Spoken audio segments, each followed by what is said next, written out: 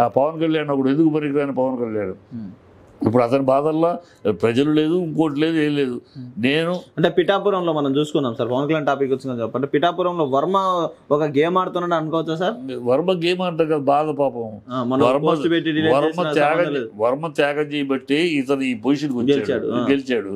వర్మను పట్టించుకోవట్లేదు, వర్మకి విలువ లేదు అసలు. వర్మ ఈయనెక్కడ వీళ్ళకి వర్మే పాపం ఇంటింటికి తిరిగాడు, అందరికి తెలుసు, అది ఓపెన్ సత్యం. వర్మ సీట్ అది త్యాగం చేశాడు. ఈయనేదో త్యాగం చేస్తే ఈయన వల్లే గెలిచేసాడు, లేదా ఈయన పోయినసారి పోయినట్టు పోయేవాడు వర్మ లేకపోతే. వర్మ ఈయన ప్రాబల్యంతో గెలిచేశారని ఫీల్ అయిపోతున్నారు. ఈయన నలుగురు వేస్తే భిక్షతోటి 22 సీట్లు వచ్చినాయి. ఒక బీజేపీ వాళ్ళ ఓట్లన్నీ కన్వర్ట్ చేసింది, తెలుగుదేశం ఓట్లని కన్వర్ట్ చేసింది. వాళ్ళిద్దరు భిక్ష వేస్తే 22 సీట్లు వచ్చింది. ఇదేదో నా బలం అనుకుంటున్నాడు ఈయన. నీ బలం కాదు, అది నీ బలం ఏంటో గతంలో తెలిసిపోయింది కదా. 110 సీట్లు అంటే ఒక సీటే.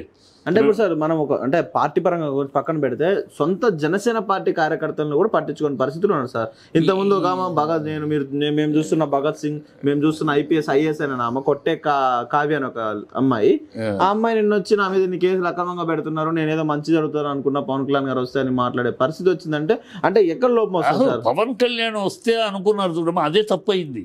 పవన్ కళ్యాణ్ వస్తే ఏమీ లేదు, పవన్ కళ్యాణ్ ఏం పీకలేడు, ఏమి చేయలేడు, పేరులో పీకే తప్పితే అసలు పీకేయగలిగేది ఏమీ లేదు అతని దగ్గర అనేది మాలాంటి తెలుసు.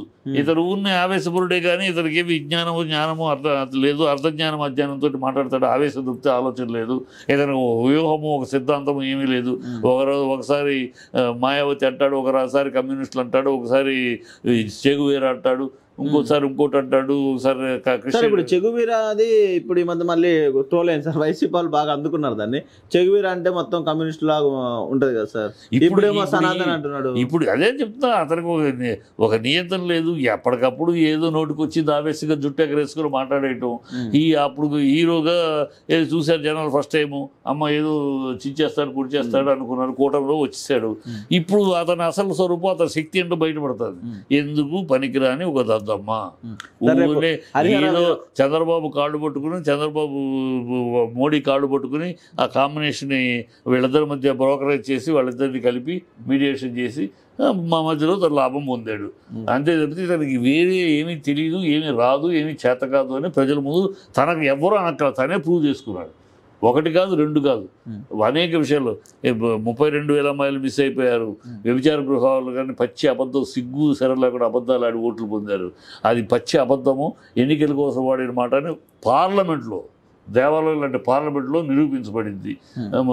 బండి సంజయ్ నిరూపించాడు అబద్ధం అని, దానికి సారీ చెప్పలేదు. ఇది స్పెషల్ స్టేటస్ గురించి చించారు, పొడిచారు, ఆంధ్ర రాష్ట్రానికి ద్రోహం చేసింది బీజేపీని వదిలిపెట్టడం, పాచిపోయి లడ్డూలు ఇచ్చింది, ఇన్ని వాగాడు. ఇప్పుడు నోటికి తాళం వేసుకున్నాడు. ఎందుకు తాళం వేసుకున్నాడు? అడగలుగా స్పెషల్ స్టేటస్ గురించి అడిగే దమ్ము ధైర్యం లేదు. అడిగితే చంద్రబాబు ఎక్కడనో మూసుకుని కూర్చో అంటాడు అని భయం. అక్కడే చంద్రబాబు కన్నా మోడీ గారు పవన్ కళ్యాణ్ వాల్యూ ఎక్కిస్తున్నారు. ఏమి వాల్యూ లేదు, గడిచి గుడ్డు లేదు. మన అన్నాడు కదా, ఏంటి కాశీకి వెళ్తున్నావా, హిమాలయాలకు వెళ్తా అంటే రాజకీయాలకు సన్యాసం తీసుకుంటున్నావా అని ఇండైరెక్ట్ గా సెటైర్ వేసాడు. వాళ్ళు అట్లా చెప్పట్లేదు సార్, దేవుళ్ళగా కనపడుతున్నారు కాబట్టి మోడీ గారే దేవుడు అనుకుంటున్నారు కదా, ఆ దేవుడు ఇంకో దేవుని మమ్మల్ని వీళ్ళు అనుకోవాలి, వీళ్ళు పూసుకోవాలి. అంతే. ఆయన చాలా సెటైర్ గా అన్నాడు, ఏంటి హిమాలయాలకు వెళ్తున్నావా అని. ఆ సెటైరే అర్థం కాదు, చెప్పిన పని చేయట్లేదు వీళ్ళకి. ఆయన చెప్పింది సెటైర్ అర్థం కాల, చాలా నెమ్మదిగా అంటించాడు, చొరకేసాడు. అంటే ఏదో నువ్వు సన్యాసం పుచ్చుకోవాల్సింది రాజకీయ సన్యాసం చెప్తే నీకు ఇంకోటి పనికి రాదని ఏంటంటే చెప్పేశాడు. అది అర్థమైపోయింది. ఆయనే మేధావి. ఈ వేషాలు, ఈ డ్రామాలు ఎంతసేపు అర్థం కాలేదంట సార్ కింది దాకా వీళ్ళకి అర్థం కాల.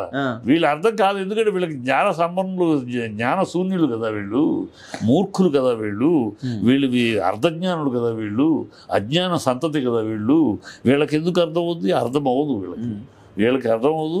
ఈ కర్మ, ఈ ఆంధ్ర రాష్ట్రానికి ఈ దరిద్రం తప్పదు. ఎందుకంటే ఎన్నికలు, ప్రజాస్వామ్య ఎన్నికలు. మళ్ళీ ఇన్ని మాట్లాడుతుంటే నెక్స్ట్ టార్గెట్ మీరు నేనైతాం సార్. రెడ్ బుక్ లో రెడ్ బుక్, ఎర్ర బుక్ ఏమైనా పెట్టుకోలేండి. ఇది నిజం, నగ్న సత్యం, ఇది పచ్చి నిజం. వీళ్ళు అబద్ధాలు ఆడింది నిజం, ఎన్నికల ముందు అబద్ధాలు ఆడింది నిజం, ఇప్పుడు అబద్ధాలు ఆడుతుంది నిజం, ఇప్పుడు డైవర్షన్ పాలిటిక్స్ చేస్తుంది నిజం, ఇచ్చిన ఈ నరంలో నాలుగుతో ఇచ్చిన ఏ హామీ నెరవేర్చకపోవడం నిజం, వీళ్ళ ప్రభుత్వం అబద్ధాల ప్రభుత్వం, వీళ్ళది అరాచక ప్రభుత్వం, రెడ్ బుక్ అని చెప్పి అందరినీ అరాచకంగా చేయటం అరాచక ప్రభుత్వం, అవినీతి ప్రభుత్వం, అసహ్యమైన ప్రభుత్వం, జిగుత్సాకరమైన ప్రభుత్వం, ఏ అంతు పొంతు లేని అనర్థాలకి దారితీసే ప్రభుత్వం. కనుక ఈ ప్రభుత్వం నిజం మాట్లాడినప్పుడు ఏమైనా చేసుకోదు.